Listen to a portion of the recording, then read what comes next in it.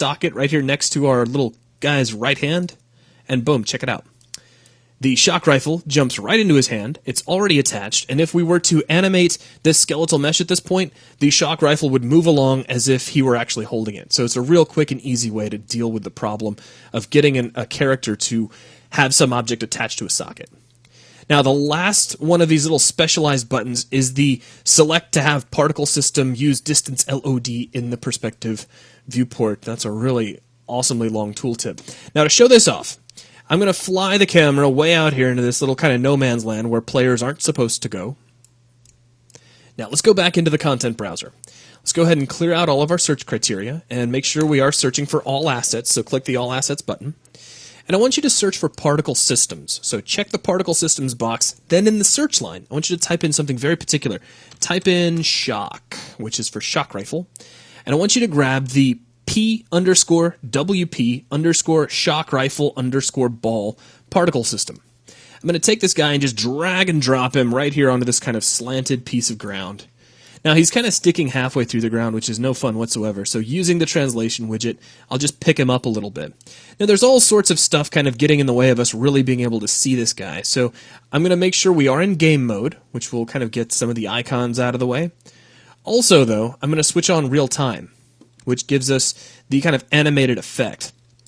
Now, back in the content browser, real quick, if we double-click on this particle system, we get Unreal Cascade, which I'm not going to talk about too much right here. Save at the very top, we have these controls that look kind of like controls on a DVD player for, jumping and fast-forwarding, skipping to different chapters. These allow us to cycle through our different levels of detail. We also have a preview window here on the right. Now, what I'm going to do, I'm just going to walk you through it. I'm going to use the right mouse button here inside the preview window and drag forward to get us really close to this particle system. Up here inside the toolbar, there's a button over on the right-hand side labeled Jump to Lower LOD Level. If I click on that, it takes us to the lower LOD level. LOD levels, LOD is short for level of detail.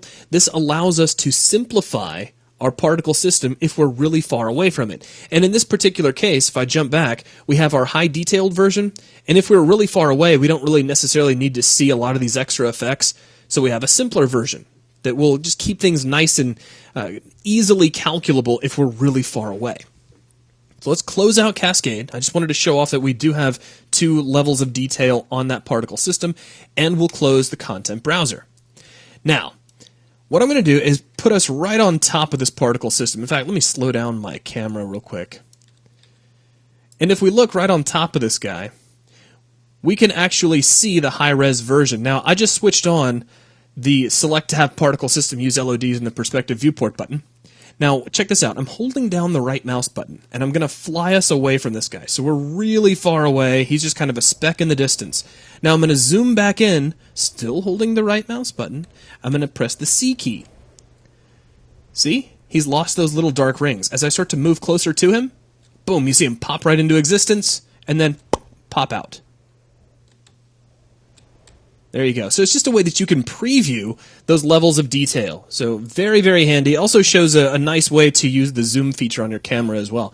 So that's a quick walkthrough. The Allow Translucent Selection, Toggle Brush Polygons, Lock Prefabs from Selection, Enable and Disable Socket Snapping, and then finally our Particle System LOD Preview button. So that's going to wrap things up for this video. Thanks a lot.